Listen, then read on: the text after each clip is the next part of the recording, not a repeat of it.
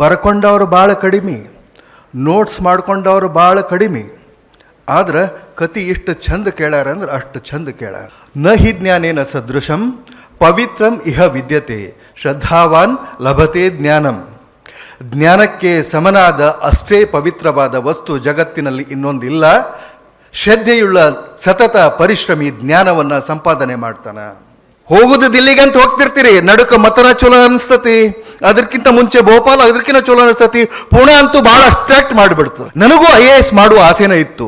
ಆ ಆಸೆಯನ್ನು ಹೊತ್ಕೊಂಡು ನಾನು ಕೂಡ ಬಹಳಷ್ಟು ಕಷ್ಟಪಟ್ಟು ಕ್ಲಾಸ್ ಮಾಡಿ ಸ್ವಂತ ದುಡ್ಡುಗಳನ್ನು ಗಳಿಸಿ ಲಕ್ಷ ಲಕ್ಷ ಕಿಸೆದೊಳಗೆ ಇಟ್ಕೊಂಡು ದಿಲ್ಲಿಗೆ ಹೋದೆ. ನಮ್ಮ ದೋಸ್ತನ ಕರ್ಕೊಂಡು ನಾನು ಎಲ್ಲರನ್ನೂ ಬದುಕಬೇಕಾಗಿತ್ತು, ಎಲ್ಲರಿಗೂ ರೊಟ್ಟಿ ತಿನ್ನಿಸಿ ಆಮೇಲೆ ತಿನ್ನಬೇಕಾಗಿತ್ತು, ಎಲ್ಲರನ್ನೂ ಸಾಕಿ ಜೀವಂತಿಟ್ಟು ಏನಾರ ಸಾಧನೆ ಮಾಡಬೇಕಾಗಿತ್ತು. ನಾನು ಒಬ್ಬನ ಆಗಿಬಿಡುನು ಅಂಥೇಳಿ ಹೋಗಿ ಬಿಟ್ಟಿದ್ರೆ ಬೆಂಗಳೂರಿಗೆ ಏನೋ ಆಗಿರ್ತಿದ್ದೆ. ಸರ್ ಇದು ಒಂದೇ ಸಲ ಆಗೋದು ಮತ್ತೆ ಆಗೋದಿಲ್ಲ, ನೀವು ಏನೇನು ಹೇಳ್ಬೇಕು ಅದನ್ನೆಲ್ಲ ಹೇಳೇ ಬಿಡ್ರಿ ಅಂತ ನಾನು ಭಯಂಕರ ತಯಾರಾಗೇ ಬಂದೀನಿ. ನಾನು ಅವ್ರಿಗಿಂತ ಜಾಸ್ತಿ ಎದುರಿಗೆ ನೋಡ್ತಾ ಇದ್ದೆ, ಎದುರಿಗಿನವರ ಕಣ್ಣುಗಳನ್ನು ನೋಡ್ತಾ ಇದ್ದೆ, ಎದುರಿಗಿನವರ ಪ್ರತಿಕ್ರಿಯೆಗಳನ್ನು ನೋಡ್ತಾ ಇದ್ದೆ. ಎಷ್ಟು ಮಂದಿ ನೋಟ್ಸ್ ಮಾಡ್ಕೊಂಡಾರ ಅನ್ನೋದನ್ನು ನೋಡ್ತಾ ಇದ್ದೆ, ಎಷ್ಟು ಮಂದಿ ಕತೆ ಕೇಳಲಿಕ್ಕತ್ತಾರ ಅಂತ ನೋಡ್ತಾ ಇದ್ದೆ. ಬಹಳಷ್ಟು ಮಂದಿ ಕತಿನ ಎಷ್ಟು ಚಂದ ಕೇಳ್ಯಾರಂದ್ರೆ ತಲೆ ಗಿರ್ರನ್ನಾಕತ್ತೈತೆ ಅವ್ರದ್ದು. ಕತೆ ಕೇಳ್ಯಾರ ಅವರು.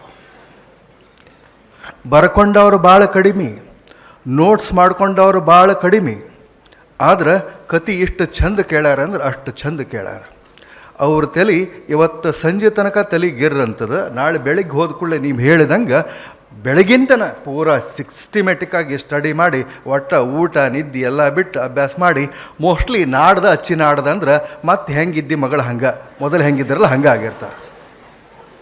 ಅವ್ರು ಹೇಳಿದ್ರಲ್ಲ ಸೀರಿಯಸ್ ಆಗಿ ಪ್ಲ್ಯಾನ್ ಮಾಡ್ಕೊಳ್ಬೇಕು, ಆ ಪ್ಲ್ಯಾನನ್ನು ಎಕ್ಸಿಕ್ಯೂಟ್ ಮಾಡಬೇಕು ಅಂಥೇಳಿ. ಹಂಗೆ ಮಾಡೋರು ಇಲ್ಲಿ ಬಹಳಷ್ಟು ಕಡಿಮೆ ಅದಾರ.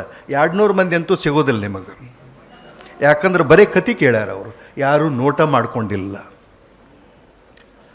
ನ ಹಿ ಜ್ಞಾನೇನ ಸದೃಶಂ ಪವಿತ್ರಂ ಇಹ ವಿದ್ಯತೆ ಶ್ರದ್ಧಾವಾನ್ ಲಭತೆ ಜ್ಞಾನಂ.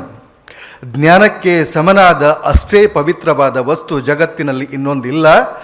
ಶ್ರದ್ಧೆಯುಳ್ಳ ಸತತ ಪರಿಶ್ರಮಿ ಜ್ಞಾನವನ್ನು ಸಂಪಾದನೆ ಮಾಡ್ತಾನೆ. ಬೇರೆ ಬೇರೆ ಯುಗಗಳನ್ನು ಕೇಳಿವಲ್ಲ ನಾವು, ತ್ರೇತಾಯುಗ, ದ್ವಾಪರ ಯುಗ, ಸತ್ಯಯುಗ, ಕಲಿಯುಗ. ಈಗಿಂದ ಮಾತ್ರ ಜ್ಞಾನಯುಗ. ಇದನ್ನು ನಾನು ಹೇಳ್ತಾ ಇಲ್ಲ, ಅಮೀಶ್ ತ್ರಿಪಾಠಿ ಅವರು ಹೇಳ್ತಾ ಇದ್ದಾರೆ. ಈಗಿಂದು ಜ್ಞಾನಯುಗ. ಯಾರಲ್ಲಿ ಜ್ಞಾನ ಇದೆ ಅವರಿಗೆ ಬಹಳಷ್ಟು ಬೆಲೆ ಇದೆ. ಜ್ಞಾನವಂತರು. ಜ್ಞಾನದಿಂದಲೇ ಎಲ್ಲವೂ ಬರ್ತದೆ, ಜ್ಞಾನದಿಂದ ಎಲ್ಲವೂ ಬರ್ತದೆ.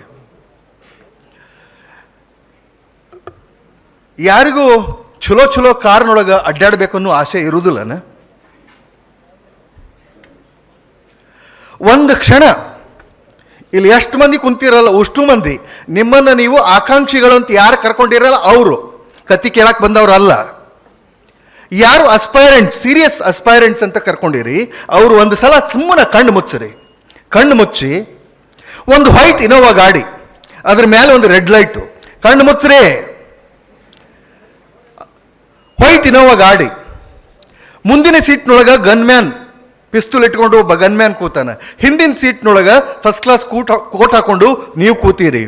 ನಿಮ್ಮ ಪಕ್ಕಕ್ಕೆ ಒಬ್ರು PA ಇದ್ದಾರೆ, ಸೈರನ್ ಹಾಕೊಂಡು ನಿಮ್ಮ ಗಾಡಿ ಹೋಗ್ತದೆ. ಎಂಥ ದೊಡ್ಡ ರಶ್ ಇದ್ರೂ ಕೂಡ ನಿಮಗೆ ದಾರಿ ಬಿಡ್ತಾ ಬಿಡ್ತಾ ಬಿಡ್ತಾ ಹೋಗ್ತಾರೆ. ಒಂದು ಡೆಸ್ಟಿನೇಷನ್ ಬರ್ತದೆ, ಅಲ್ಲಿ ಹೋಗ್ರೊಳಗನ ಒಬ್ರು ಯಾರೋ ಬಂದು ಡೋರ್ ತೆಗಿತಾರ, ನೀವು ಟಕ್ ಅಂತ ಕೆಳಗೆ ಇಳಿತೀರಿ. ಇಳಿದ ಕೂಡಲೇ ನಿಮ್ಮನ್ನು ಸ್ವಾಗತ ಮಾಡಿ ಕರ್ಕೊಂಡು ಹೋಗ್ತಾರೆ. ಕಣ್ಣು ಮುಚ್ಚಿರಿಲ್ಲ, ಕರ್ಕೊಂಡು ಹೋಗ್ತಾ ಇದ್ದಾರೆ.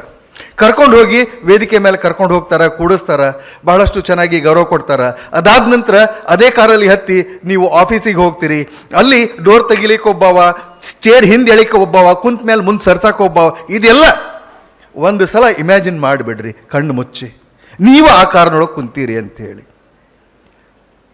ಬರೀ 30 ಸೆಕೆಂಡು ಹಂಗೆ ಅನ್ಕೊಂಡಿದ್ದಕ್ಕೆ ಎಷ್ಟು ಖುಷಿ ಅನ್ಸದಲ್ಲ.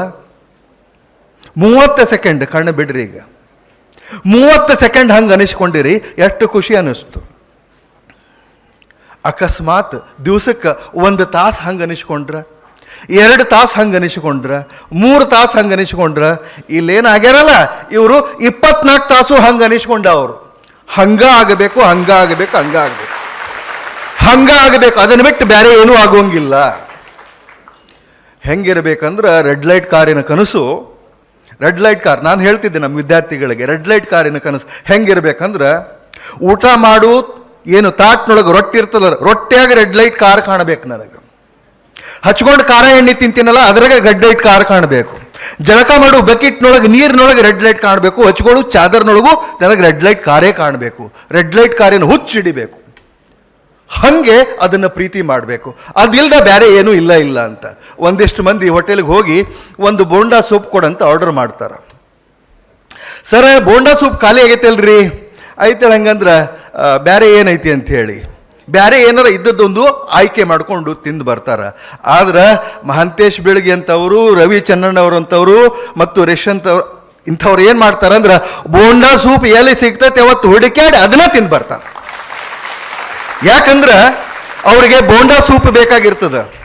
ನಾವೆಲ್ಲರೂ ಜೀವನದಲ್ಲಿ ಒಂದು ಬಸ್ ಹತ್ತೀವಿ. ಬಸ್ಸನ್ನು ಹತ್ತೀವಿ. ಯಾವಾಗಾರ ನಾವು ಬಸ್ಸನ್ನು ಹಿಂಗೆ ಹತ್ತೀವೇನ ಏನಂತ, ಬಸ್ ಹತ್ತಿದ ಕೂಡಲೇ ಯಾವ್ರಿಗೆ ಹೋಗ್ತೀರಿ ಸರ ಅಂತ ಕೇಳ್ತಾನವ ಕಂಡಕ್ಟರ್ ಬಂದು. ನೋಡಪ್ಪ ನನ್ನ ಕಡೆಗೆ ಒಂದು 10-20 ರೂಪಾಯಿ ಅದಾವ, ಇಷ್ಟು ರೊಕ್ಕದಾಗ ಯಾವ ಊರು ಬರ್ತತೆ ಆ ಊರಿಗೆ ಇಳಿಸ್ಬಿಡ ಅಂತ ಯಾವಾಗಾರ ಹತ್ತೀವೇನು ನಾವು? ಇಲ್ಲ, ನಾನು ಇಂಥ ಊರಿಗೆ ಹೋಗಬೇಕು, ಅಂಥ ಊರಿಗೆ ಹೋಗ್ಬೇಕಂದ್ರೆ ಇಂಥ ಸ್ಟ್ಯಾಂಡಿನೊಳಗೆ ಇಂಥ ನಂಬರ್ ಬಸ್ಸು ಅದನ್ನು ಹಿಡಿಬೇಕು, ಇಂಥಲ್ಲೇ ಇಳಿಬೇಕು, ಇಷ್ಟು ಟಿಕೆಟ್ ತೊಗೊಳ್ಬೇಕು ಅಂತ ಗೊತ್ತಿರ್ತದೆ. ಹಂಗೆ ಟಿಕೆಟ್ ತೊಗೊಂಡು ಅಲ್ಲಿ ಹೋಗಿ ಇಳಿತೀವೇ ಇಲ್ಲ? ಕಣ್ಣು ಕಟ್ಕೊಂಡು ಯಾವಾಗಾರ ಬಸ್ಸಿಗೆ ಹತ್ತೀವನ? ಇಲ್ಲ. ಹಂಗೆ ನೀವು ನಿಮ್ಮ ಜೀವನದಲ್ಲಿ ಯಾವ ಬಸ್ ಹತ್ತಿ ಯಾವ ಊರಿಗೆ ಇಳಿಬೇಕೋ ಅಲ್ಲೇ ಇಳಿಬೇಕು.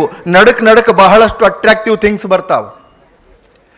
ಹೋಗುದು ದಿಲ್ಲಿಗೆ ಅಂತ ಹೋಗ್ತಿರ್ತೀರಿ, ನಡುಕ ಮಥುರಾ ಚಲೋ ಅನಿಸ್ತತಿ, ಅದಕ್ಕಿಂತ ಮುಂಚೆ ಭೋಪಾಲ್ ಅದಕ್ಕಿಂತ ಚಲೋ ಅನಿಸ್ತತಿ, ಪುಣೆ ಅಂತೂ ಭಾಳ ಅಟ್ರಾಕ್ಟ್ ಮಾಡಿಬಿಡ್ತದೆ. ಟ್ರೈನಿಗೆ ಹೋಗುವಾಗ ಇವೆಲ್ಲ ಬರ್ತಾವ, ನಡಕ್ ಭಾಳ ಚಲೋ ಊರು ಬರ್ತಾವ. ಅಲ್ಲಿ ಎಲ್ಲ ಅಕಸ್ಮಾತ್ ಇಳಿದ್ರಿ ಅಂದ್ರೆ ನೀವು ದಿಲ್ಲಿ ಮುಟ್ಟೋದೇ ಇಲ್ಲ, ನಿಮಗೆ ರೆಡ್ ಲೈಟ್ ಕಾರ್ ಸಿಗೋದೇ ಇಲ್ಲ. ಹಂಗೆ ಬಹಳಷ್ಟು ಮಂದಿ ಯಾರ್ಯಾರು ಇಳಿದಾರಲ್ಲ ಅವರು ಅಲ್ಲೇ ಅದಾರ. ಅದಕ್ಕೆ ಭಾಳ ಕ್ಲಿಯರ್ ಆಗಿ ನನಗೆ ಇದೇ ಬೇಕು ಅಂತ ಯಾರು ತೀರ್ಮಾನ ಮಾಡಿ ಹೋಗ್ತಿರಲ್ಲ ಅವ್ರಿಗೆ ಅದು ಸಿಗ್ತದೆ ಅನ್ನುವಂಥ ಒಂದೇ ಮಾತು. ನನಗೆ ಭಾಳ ಮಂದಿ ಕೇಳಿದರು, ಭಾಳ ಮಂದಿ ಈಗೂ ಕೇಳ್ತಾರ. ನಿನ್ನೆಲ್ಲಿ ಮೊನ್ನೆ ಒಂದು ಲಗ್ನಕ್ಕೆ ಹೋಗಿದ್ದೆ ರಾಮದುರ್ಗಕ್ಕೆ. ಅಲ್ಲೊಬ್ರು ಡಿಸ್ಟ್ರಿಕ್ಟ್ ಜಡ್ಜ್ ಬಂದಿದ್ರು. ಆ ಜಡ್ಜ್ ಅವ್ರ ಸಂಬಂಧಿಕರೊಳಗೆ ಬೀಗತನ ಆಗೈತಿ.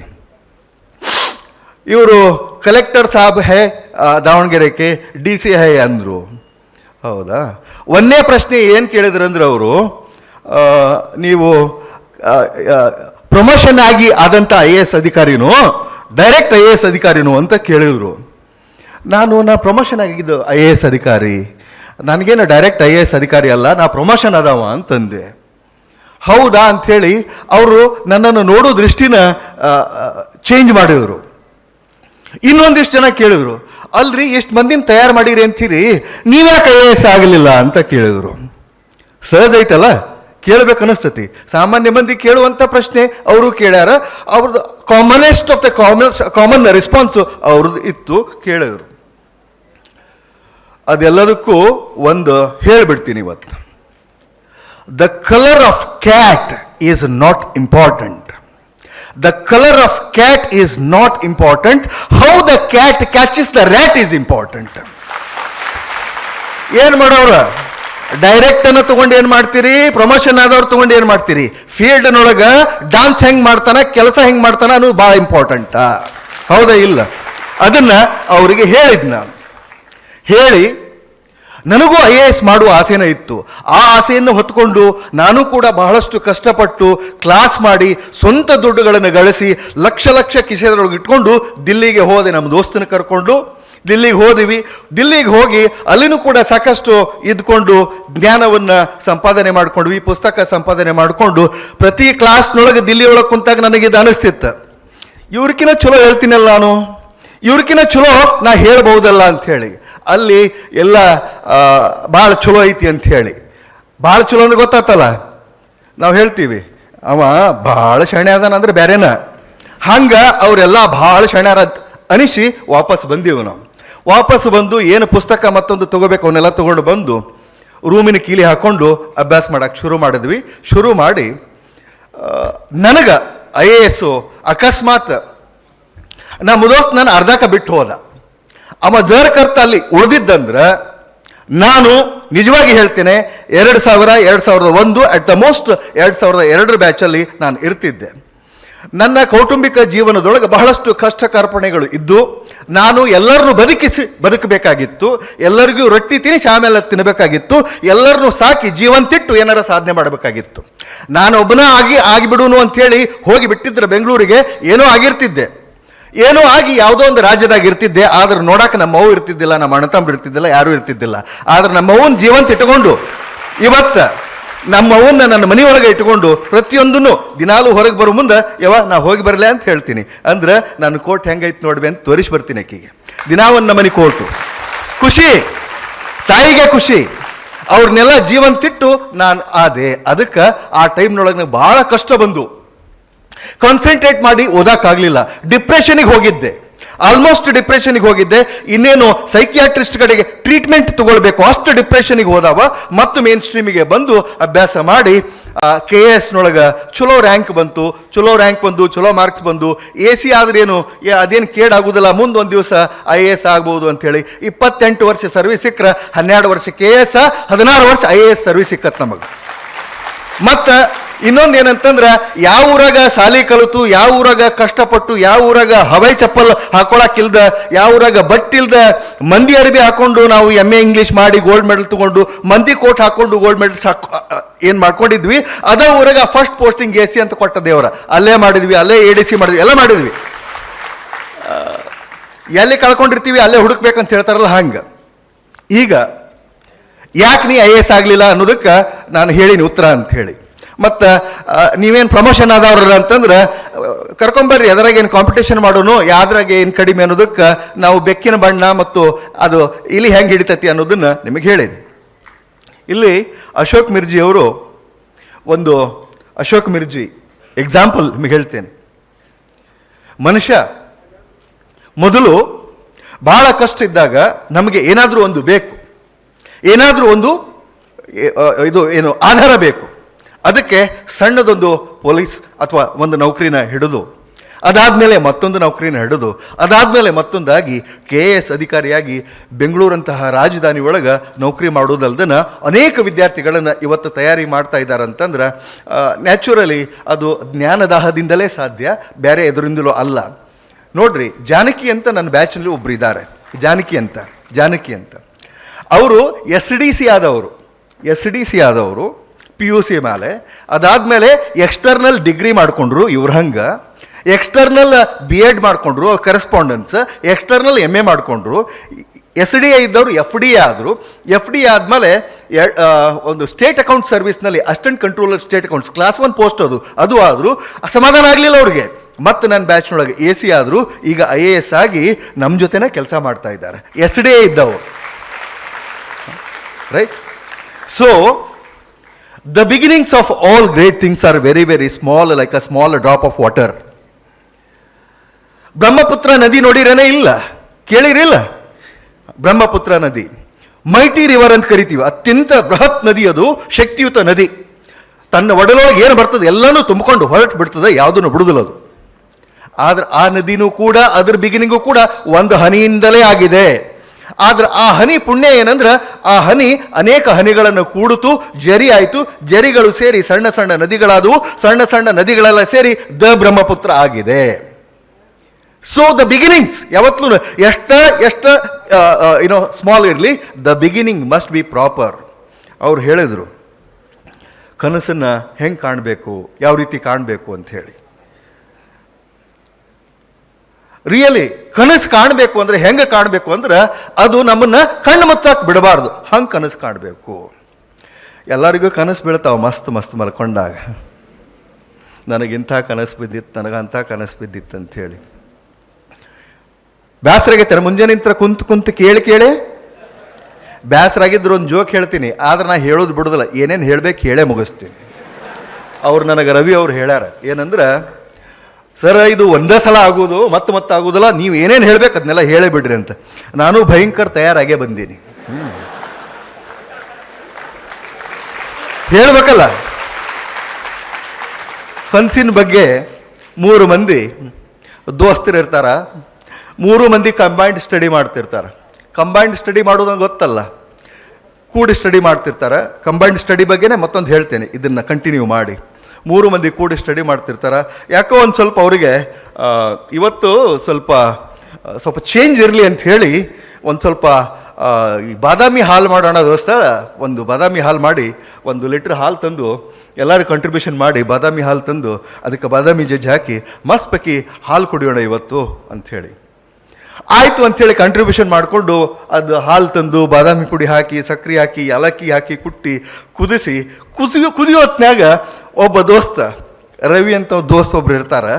ಅವಂಗೆ ಐಡಿಯಾ ಬರ್ತದೆ, ಏನಂದ್ರೆ ದೋಸ್ತ ಹಿಂಗೆ ಮಾಡಿದ್ರೆ ಹೆಂಗ ಅಂತ. ಏನು, ಈಗ ಸದ್ಯ ಅದನ್ನು ಮುಚ್ಚಿಟ್ಟು ಮಕ್ಕೊಂಡ ಒಂದು 4 ತಾಸು ಮಕ್ಕೊಳ್ಳೋದು. ಎದ್ದು ಕೂಡಲೇ ಯಾರಿಗೆ ಬೆಸ್ಟ್ ಕನಸು ಬಿದ್ದಿರ್ತೈತಲ್ಲ ಅವ್ರಿಗೆ ಜಾಸ್ತಿ ಹಾಲ್ಪ ಅಂತ. ಏನು ಅಡ್ಡಿಲ್ಲ ಹಂಗಂದ್ರೆ ಅಂಥೇಳಿ ಉಳಿದವ್ರು ಇಬ್ಬರು ರಿಷಂತ ಮತ್ತು ಮಾಂತೇಶ ಹ್ಞೂ ಅಂತಾರ. ಹ್ಞೂ ಅಂದು ಮಕ್ಕಳು ಅಂತ ಮಕ್ಕೋತಾರ. ಮಕ್ಕೊಂಡು 4 ರಿಂದ 5 ತಾಸು ಆಗ್ತದೆ.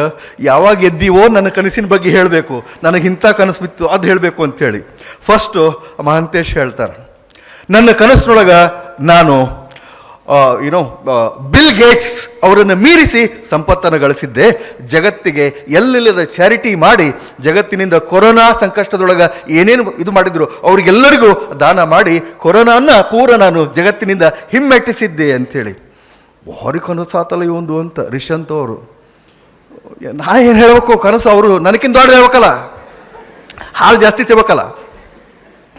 ರಿಷಂತ್ ಅವರು, ನಾನೇನು ಅಷ್ಟಾಗಿದ್ದಿಲ್ಲ, ನಾನು ಪ್ರಧಾನಮಂತ್ರಿ ಮೋದಿಯವರ ಜಾಗದಲ್ಲಿ ಪ್ರಧಾನಮಂತ್ರಿಯಾಗಿ ಕೆಲಸ ಮಾಡ್ತಾ ಇದ್ದೆ. ಈ ಇಡೀ ದೇಶದಲ್ಲಿ ಏನು ಮೌಢ್ಯತೆ ಏನಿದೆ, ದಾರಿದ್ರ್ಯ ಏನಿದೆ, ಬಡತನ ಏನಿದೆ ಅದನ್ನಷ್ಟೂ ಹೊಸ ಯೋಜನೆಗಳಿಂದ ಹೋಗಲಾಡಿಸಿ ಅತ್ಯಂತ ನಮ್ಮ ಸಂವಿಧಾನದಲ್ಲಿ ಇರುವಂತಹ ಎಲ್ಲರಿಗೂ ಸಾಮಾಜಿಕ ಆರ್ಥಿಕ ಮತ್ತು ರಾಜಕೀಯ ಸಮಾನತೆ, ಲಿಂಗ ಸಮಾನತೆಯನ್ನು ಅದನ್ನು ಇಂಪ್ಲಿಮೆಂಟ್ ಮಾಡಿದ್ದೆ ನಾನು ಆ 5 ತಾಸಿನ ಕನಸಿನೊಳಗೆ ಅಂತ. ಭಾರಿ ಆತಲ್ಲ, ಇವ್ರದ್ದು ಕನಸು ಭಾರಿ ಐತಿ. ರವಿಗೆ ಚಿಂತೆ ಆಯ್ತು, ನಂದೇನು ಎಂಥ ಕನಸು ಅಂತ. ರವಿ, ದೋಸ್ತ ನನಗೇನು ಅಂಥ ದೊಡ್ಡ ಕನಸು ಬಿದ್ದಿಲ್ಲ, ಏನು ಮಾಡೋದು ನಿಮ್ಗೆಲ್ಲರಿಗೂ ಗೊತ್ತು, ನಾನು ಹನುಮಪ್ಪನ ಭಕ್ತ, ನಾನು ಕನಸಿನಾಗ ಹನುಮಪ್ಪ ಬಂದಿದ್ದ. ಏನಂದ, ಈಗ ಸದ್ಯ ಹೋಗಿ ಉಷ್ಟು ಹಾಲು ಕುಡಿದು ಮಕ್ಕೊಳ್ಳಿಲ್ಲ ಅಂದ್ರೆ ನೀನು ಬಿಡುದಿಲ್ಲ ಅಂದಾನ, ಅದಕ್ಕೆ ಉಷ್ಟು ಹಾಲು ಕುಡಿದು ಮಕ್ಕೊಂಡೇನು ನಾನು.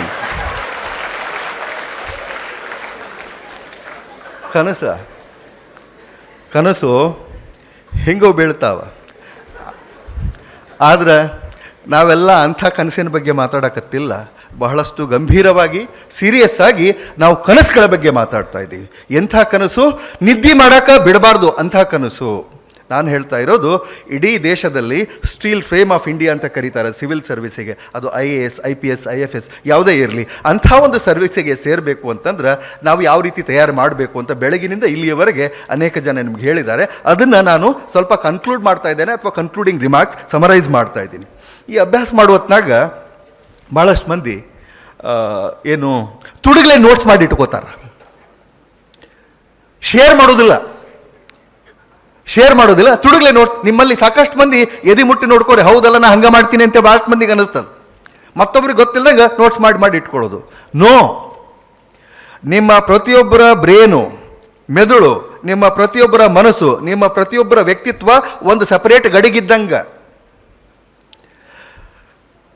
ಅದ ಕರಿಬೇವು ಕೊತ್ತಂಬರಿ, ಅದ ಉಳ್ಳಾಗಡ್ಡಿ, ಮತ್ತೊಂದು ಎಲ್ಲನೂ ಹಾಕಿ ನಿಮ್ಮ ಗಡಿಗೆ ಒಳಗೆ ಮಾಡಿದರೆ ಟೇಸ್ಟೇ ಬೇರೆ ಇರ್ತದೆ, ಮತ್ತೊಂದು ಗಡಿಗೆ ಒಳಗೆ ಮಾಡಿದರೆ ಟೇಸ್ಟೇ ಬೇರೆ ಇರ್ತದೆ. ಆದ್ದರಿಂದ ಮಟೀರಿಯಲ್ ಸೇಮ್ ಇದ್ರೂ ಕೂಡ when you start writing answers ಅದನ್ನು ಬರೆಯೋ ಸ್ಟೈಲೇ ಬೇರೆ ಇರ್ತದೆ. ನೋಟ್ಸ್ ಎಲ್ಲರೂ ಒಂದೇ ನೋಟ್ಸ್ ಓದಿದ್ರು ಕೂಡ ರಿಪ್ರೊಡ್ಯೂಸ್ ಮಾಡಿ ಅಲ್ಲಿ ಏನು ನೀವು ವ್ಯಕ್ತಿತ್ವವನ್ನು ನಿಮ್ಮ ಏನು ಬಿಂಬಿಸ್ತೀರಿ ಎಕ್ಸಾಮ್ದಲ್ಲಿ ಅದು ಬೇರೆನೇ ಇರ್ತದೆ.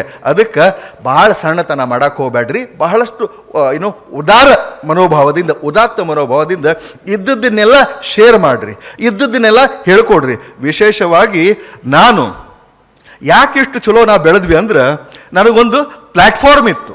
ದಿನಾಲೂ ಏನು ಓದ್ತೀನಲ್ಲ ಅದನ್ನು ಹೋಗಿ ರವಿಯಂತಹ ಅನೇಕ ವಿದ್ಯಾರ್ಥಿಗಳಿಗೆ ಅದನ್ನು ಶೇರ್ ಮಾಡಲಿಕ್ಕೆ ನನಗೆ ವೇದಿಕೆ ಇತ್ತು.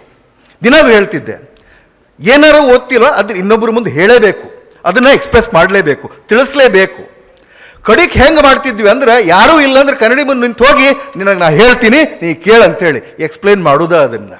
ಹಿಂಗೆ ನಾವು ಕಲ್ತದ್ದನ್ನು ಅಥವಾ ಓದಿದ್ದನ್ನು ಎಕ್ಸ್ಪ್ಲೇನ್ ಮಾಡಬೇಕು. ಹೆಂಗೆ ಎಕ್ಸ್ಪ್ಲೇನ್ ಮಾಡಬೇಕಂದ್ರೆ ಎದುರಿಗೆ ಕುಂತ ಅವ್ರಿಗೆ ಬಾಲಿಂಗ್ ಬೌನ್ಸ್ ಆಗಬಾರ್ದು, ಕಂಪ್ಲೀಟ್ ತಿಳಿಬೇಕು, ಅವರಿಗೆ ತಿಳಿಸಿ ಹೇಳಬೇಕು. ಅವು ಎಷ್ಟೋ ದೊಡ್ಡಿರಲಿ ಅವರಿಗೆ ತಿಳಿಸಿ ಹೇಳಬೇಕು, ಅವರಿಗೆ ತಿಳಿಸ್ಬೇಕು. ಯಾರಿಗೂ ಇಲ್ಲ ಅಂದ್ರೆ ಹೋಗಿ ಅವನ್ನ ಕಾಡೋದು, ಇವತ್ತು ನಾ ಇದನ್ನ ಓದಿನಿ, ಇದು ಹಿಂಗಂದ್ರೆ ಹಿಂಗೆ ನೋಡ್ಬೇ ಅಂತೇಳಿ. ಆಕಿಗೇನು ಗೊತ್ತಾಗೋದು ಹೌದನ ಅಂತೇಳಿ ನನಗೆ ಸುಮ್ಮಾಗಿ. ಆದ್ರೆ ನಾ ಹೇಳಬೇಕಾಗಿರ್ತದೆ, ಕೇಳೋರು ಇಂಪಾರ್ಟೆಂಟ್ ಅಲ್ಲ ನನಗೆ. ಆ ದೃಷ್ಟಿಯಿಂದ ಶೇರ್ ಮಾಡಬೇಕು. ನಿಮ್ಮ ನೋಟ್ಸನ್ನು, ನಿಮ್ಮ ಜ್ಞಾನವನ್ನು ಶೇರ್ ಮಾಡಿದಷ್ಟು ಅದು ಜಾಸ್ತಿ ಬೆಳೀತದೆ ಅಂಥೇಳಿ ರವಿಯವರು ಹೇಳಿದ್ದನ್ನು ನೀವು ನೆನಪು ಮಾಡ್ಕೋಬಹುದು. ಆ್ಯಂಡ್ ಈ ಹೀರೋ ವರ್ಷಿಪ್ ಇದನ್ನು ಭಾಳಷ್ಟು ಖಂಡಿಸ್ತೀನಿ ನಾವು. ಏನು ಮಾಡೋದು? ಮಹಾಂತೇಶ್ ಬಿಳಗಿ ಅವ್ರಿಗೆ ಜೈ, ರವಿಚಂದ್ರನ್ ಅವ್ರಿಗೆ ಜೈ, ರಿಶ್ಚಂತ್ ಅವರಿಗೆ ಜೈ, ಅವರಿಗೆ ಜೈ, ಇವರಿಗೆ ಜೈ, ಎಷ್ಟಂತ ಮಂದಿಗೆ ಜೈ ಜೈ ಜೈ ಅನ್ನೋರು ನೀವು. ಎಲ್ಲಿಯವರೆಗೆ ನಿಮಗೆ ನೀವು ಜೈ ಅನ್ಕೊಳ್ಳೋದಿಲ್ಲ, ಉದ್ಧಾರ ಆಗೋದಿಲ್ಲ ನೀವು. दूसरों के जय से पहले खुद को जय कहे, दूसरों के जय से पहले खुद को जय कहे, ಮನ್ ಕೋ ಇತನಿ ಶಕ್ತಿ ದೇನಾ ಮನ್ ವಿಜಯ್ ಕಹೆ ಅಂತ ಹೇಳಿ ಪ್ರಾರ್ಥನಾ ಗೀತೆಯನ್ನು ನೆನಪು ಮಾಡ್ಕೊಳ್ಳಿಕ್ಕೆ ಇಷ್ಟಪಡ್ತೇನೆ. ಸೆಲ್ಫಿ ತಗೊಂಡೇನು ಉಪ್ಪು ಹಚ್ಚಿ ನೆಕ್ಕವ್ರನ್ನ ಹೋಗೋದಂತ ಒಂದು ಸೆಲ್ಫಿ ತಗೊಳ್ಳೋದಂತ. ಎಷ್ಟಂತ ಎಕ್ಸ್ಟರ್ನಲ್ ಸೋರ್ಸ್ ಆಫ್ ಇನ್ಸ್ಪಿರೇಷನ್ ಮೇಲೆ ಡಿಪೆಂಡ್ ಆಗ್ತೀರಿ, ಎಷ್ಟಂತ ಎಕ್ಸ್ಟರ್ನಲ್ ಸೋರ್ಸ್ ಮೇಲೆ ಡಿಪೆಂಡ್ ಆಗೋದು ನೀವು, ಎಷ್ಟಂತ ಮಂದಿ ಮೇಲೆ. Are you not self inspired? Are you not self motivated? ನಿಮ್ಮಲ್ಲಿ ಮೋಟಿವೇಶನ್, ನಿಮ್ಮಲ್ಲಿ ಸ್ಪಿರಿಟ್ಟು, ಕೆಚ್ಚು ರೊಚ್ಚು ಏನೂ ಇಲ್ಲನ? ಅದು ಇಲ್ಲ ಅಂದ್ರೆ ಯು ಆರ್ ನಾಟ್ ಎಲಿಜಿಬಲ್. ಅದು ಐತೆ ಇಲ್ಲ ಮೊದಲು ಚೆಕ್ ಮಾಡ್ಕೋಬೇಕು, ಅದನ್ನು ಜಾಸ್ತಿ ಜಾಗೃತಿ ಮಾಡ್ಕೋಬೇಕು. ಬರೀ ಹೋಗೋದಂತ ಚಲೋ ಚಲೋ ಯಾರಿರ್ತಾರೋ ಅದು ಸೆಲ್ಫಿ ಇಟ್ಕೊಳ್ಳೋದಂತ, ಅವತ್ತೊಂದು ದಿವಸ ಅದನ್ನು ಸ್ಟೇಟಸ್ ಇಡೋದಂತ. ಮುಂದೆ ಎಲ್ಲಿ ಹೊಂಟಿರಿ ನೀವೆಲ್ಲ? You are all going in a very very wrong way. Social media has destroyed you. It has destroyed your career, your life beyond repair. There are some people who become restless if they don't see WhatsApp or Facebook within 1 hour. ಒಂದು ತಾಸು ಅದನ್ನು ನೋಡೋದು ಬಿಟ್ರೆ ಅಂದ್ರೆ restless ಆಗ್ತಾರೆ, ಹುಚ್ಚಾಗ್ತಾರ. ಇದು ಈ ಜಗತ್ತಿನ ಹೊಸ ಕಾಯಿಲೆ. ನಾನು ನಮ್ಮ ಅಳಿಯಾಗಿ ಹೇಳಿದೆ, ವಾಟ್ಸಪ್ಪು ಫೇಸ್ಬುಕ್ಕು ಮತ್ತೊಂದು ಏನೂ ಇಲ್ಲ. ಸಿಂಪಲ್ ಬೇಸಿಕ್ ಫೋನ್ ತಗೊಳ್ಬೇಕು, ಅವಶ್ಯದಾಗ ಮಾತ್ರ ಫೋನ್ ಮಾಡಬೇಕು, ಇರ್ಲಿಕ್ಕಂದ್ರೆ ಏನೂ ಇಲ್ಲ. ಎಲ್ಲವೂ ನೀನು ಏನೈತೆಲ್ಲ ಪುಸ್ತಕ ಹಾರ್ಡ್ ಕಾಪಿ ತೊಗೊಂಡು ಓದಬೇಕು, ಇದು ಮಾಡಬೇಕು ಅಂತ. ಯಾಕಂದ್ರೆ ಮನಸ್ಸು ಭಾಳ ಮಂಗ್ಯ ಇದ್ದಂಗೆ. ನೋಡ್ಕೋತ ಹೋಗಿ ಆ ಕಡೆ ಈ ಕಡೆ ಚಲೋ ಯಾರ್ದಾರ ಫೋಟೋ ಆ್ಯಡ್ ಬರ್ತಿರ್ತಾವ, ಅದ್ರಾಗ ಭಾಳ ಕೆಟ್ಟದು. ಸೋಷಿಯಲ್ ಮೀಡಿಯಾ ಅಟ್ರಾಕ್ಟ್ ಮಾಡ್ತದೆ, ಡಿವಿಯೇಟ್ ಮಾಡ್ತದೆ. ಆ್ಯಡ್ ಬರ್ತಿರ್ತಾವ, ಒತ್ತಿದ ಕೂಡಲೇ ಮತ್ತೊಂದು ಹೋಗಿ 1 ತಾಸು 2 ತಾಸು ಹೋಗೇ ಬಿಡ್ತದೆ. ಎದಕ್ಕೆ ಬೇಕದು? ಅವ್ರು ಹೇಳಿದಂಗ ನಾವು 100% ಜ್ಞಾನಕ್ಕಾಗಿ ನಾನು ಸೋಷಿಯಲ್ ಮೀಡಿಯಾನ ಬಳಸ್ತೇನೆ, ನಾನು ಇಂಟರ್ನೆಟ್ ಬಳಸ್ತೇನೆ, ನನ್ನ ಈ ನೆಟ್ ಪ್ಯಾಕ್ ಏನಿದೆ ಅದು ಕಂಪ್ಲೀಟ್ಲಿ ಜ್ಞಾನಕ್ಕೆ ಮಾತ್ರ ಬಳಸ್ತೀನಿ ಅಂತ ಭಾಳಷ್ಟು ಧೈರ್ಯ, ನಿಮ್ಮ ಮೇಲೆ ವಿಶ್ವಾಸ ಇದ್ದವ್ರು ಮಾತ್ರ ಅದನ್ನು ಬಳಸ್ರಿ. ಇರ್ಲಿಕ್ಕಂದ್ರೆ ಇವತ್ತ ಒಂದು ಬೇಸಿಕ್ ಸೆಟ್ ತಗೊಳ್ರಿ ಅಂತ ಹೇಳಲಿಕ್ಕೆ ಇಷ್ಟಪಡ್ತೇನೆ. It is destroying the youth. And ಇನ್ನೊಂದು ಎಲ್ಲರೂ ಹೇಳಿದರು, ವಿಶೇಷವಾಗಿ ರಿಷನ್ ಸಾಹೇಬರು ಭಾಳಷ್ಟು ಕರೆಕ್ಟಾಗಿ ಸ್ಪೆಸಿಫಿಕ್ ಆಗಿ UPSC ಬಗ್ಗೆ ಭಾಳ ಚೆನ್ನಾಗಿ ಹೇಳಿದ್ರು. ಆ್ಯಂಡ್ ನಮ್ಮ ಅಶೋಕ್ ಅವರು KS ಬಗ್ಗೆ ಹೇಳಿದ್ರು. ಮ್ಯಾಗಝಿನ್ನೊಳಗೆ ಏನು ಓದಬೇಕು, ನ್ಯೂಸ್ ಪೇಪರ್ನೊಳಗೆ ಏನು ಓದಬೇಕು, ಯಾವುದನ್ನು ಓದಬೇಕು, ಯಾವುದನ್ನು ಬಿಡಬೇಕು, ನಾನು ಸ್ಪೆಸಿಫಿಕ್ ಆಗಿ ಅವ್ರಿಗೆ ಹೇಳಿದ್ದೆ. ಅವರು ಅದನ್ನು ಹೇಳ್ಯಾರ, ರಿಪೀಟ್ ಮಾಡ್ತೀನಿ, ರಿಯೇಟ್ರೇಟ್ ಮಾಡ್ತೀನಿ. ನ್ಯೂಸ್ ಪೇಪರ್ನ ಹಿಂಗ ಓದಬೇಕು, ಇಷ್ಟ ಓದಬೇಕು ಅಂಥೇಳಿ ಎಲ್ಲರ ಯಾರ ಕ್ಲಾಸ್ ಹೇಳಿದ್ರೆ ಅದು ಹುಚ್ಚತನ. ಹೇಳಾವ ಹುಚ್ಚ, ಕೇಳೋರು ಹುಚ್ಚರು. ನ್ಯೂಸ್ ಪೇಪರ್ನೊಳಗೆ ಒಂದು ನ್ಯೂಸ್ ಪೇಪರ್ ಕೈಯಾಗ ನಿಮಗೆ ಸಿಕ್ತಂದ್ರೆ ನನ್ನ ಪರೀಕ್ಷೆಗೆ ನನಗೆ ಏನು ಬೇಕೋ ಅದನ್ನಷ್ಟ ನಾ ಓದ್ತೀನಿ ಅಂತ ತೀರ್ಮಾನ ನೀವೇ ಮಾಡಬೇಕು. ಆ ತೀರ್ಮಾನ ನೀವೇ ಯಾವಾಗ ಮಾಡಕ್ಕೆ ಸಾಧ್ಯ ಐತಿ ಅಂದ್ರೆ when you become the master of a syllabus, the master of all old question papers. ಅದಕ್ಕೆ ಹೇಳೋದು, ಮೊದಲ 6 ತಿಂಗಳ ಬೇರೆ ಏನೂ ಮಾಡುವಂಗಿಲ್ಲ. You play with question paper, you play with syllabus, you play with question paper, you play with syllabus.